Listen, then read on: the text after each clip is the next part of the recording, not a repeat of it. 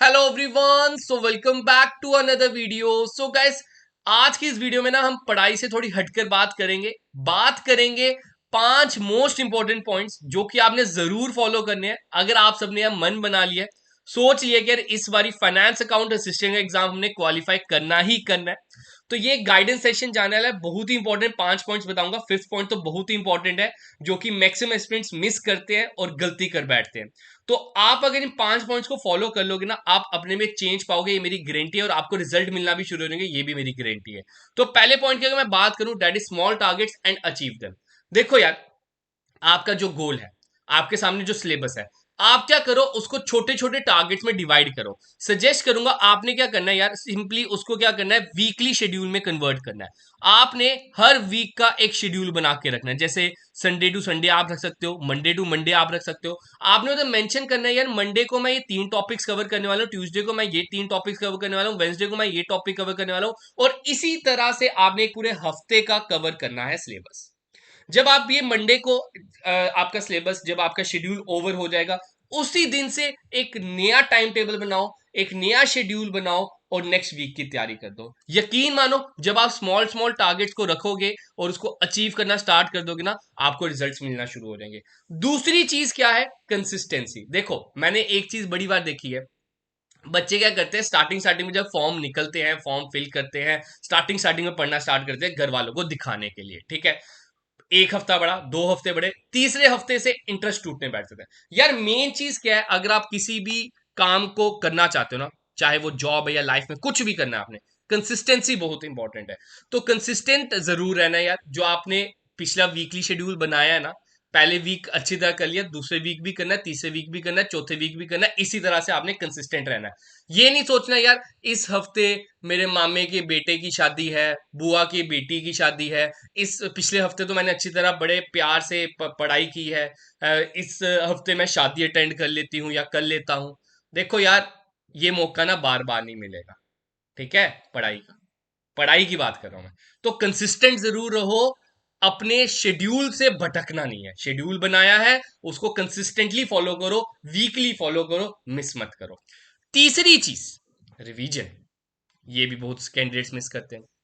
देखो, आपने शेड्यूल बनाया मंडे टू मंडे अगर आप शेड्यूल बना रहे हो ना, एक और चीज उसमें ऐड ऑन कर लेना। आपने 6 दिन पढ़ना है, और संडे को, संडे कोई भी एक दिन जो आपको अच्छा लगे, सर संडे को आपने रखनी है रिवीजन। होता क्या है, आप किसी भी टॉपर को पकड़ लो, किसी भी एग्जाम में जो टॉप करते हैं, जो अच्छे मार्क्स लाते हैं, जिन्होंने एग्जाम क्वालिफाई किया है, आपके नोन में कोई होंगे, आप मेरे चैनल पे बहुत सी वीडियोस पड़ी हुई हैं टॉपर्स की, आप उन सभी की वीडियो में एक चीज जरूर कॉमन पाओगे यार। उनका एम ये नहीं होता कि हमने सिलेबस पूरा का पूरा कंप्लीट करना है।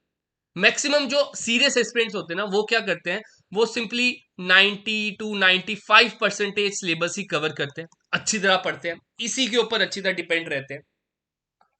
बाकी सिलेबस जो उनके अकॉर्डिंगली उनको मुश्किल लगता है, वो उसको स्किप कर देते हैं।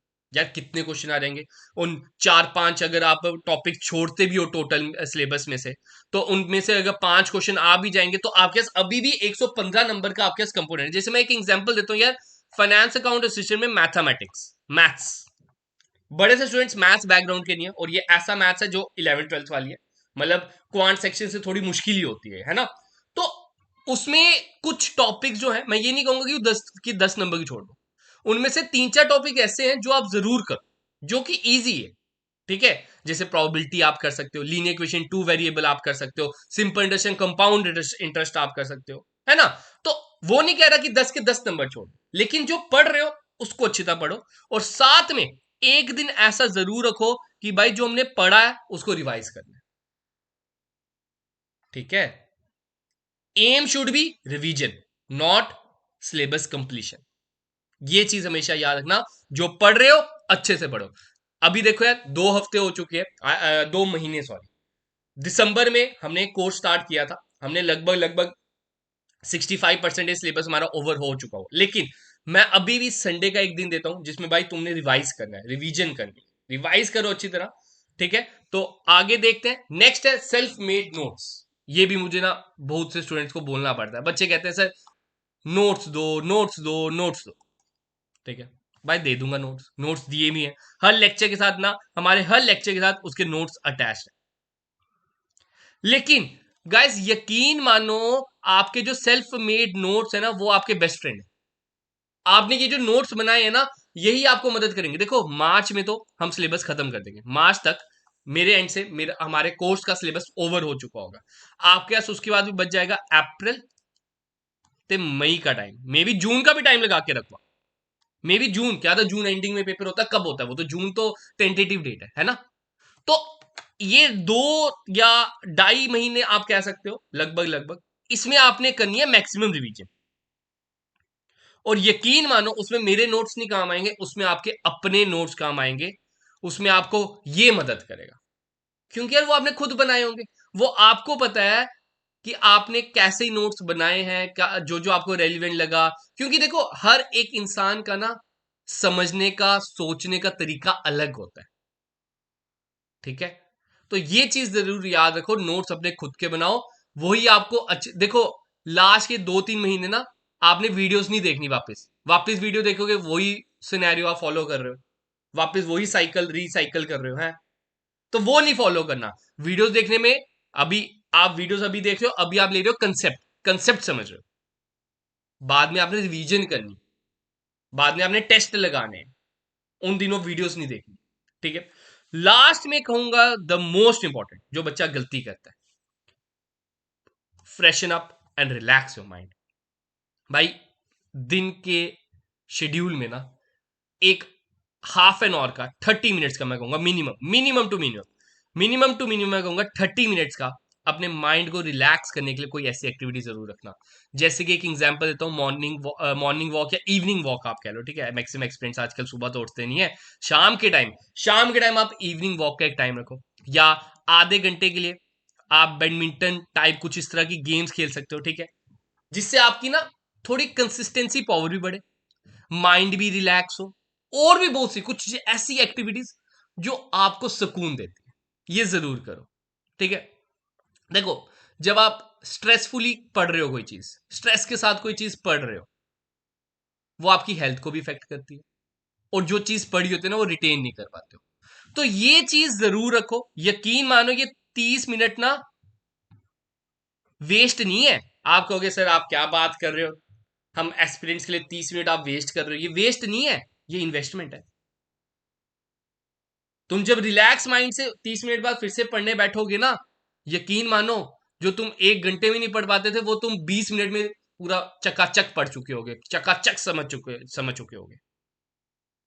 तो ये 30 मिनट का सेशन हो सके तो 1 घंटे का भी कर सकते हो शाम के टाइम, ठीक है। घर वालों के साथ बैठ सकते हो, बातें शातें कर सकते हो उनके साथ, फ्री ऑफ माइंड, पढ़ाई के रिलेटेड नहीं, तब तब पढ़ाई के बारे में नहीं सोचना।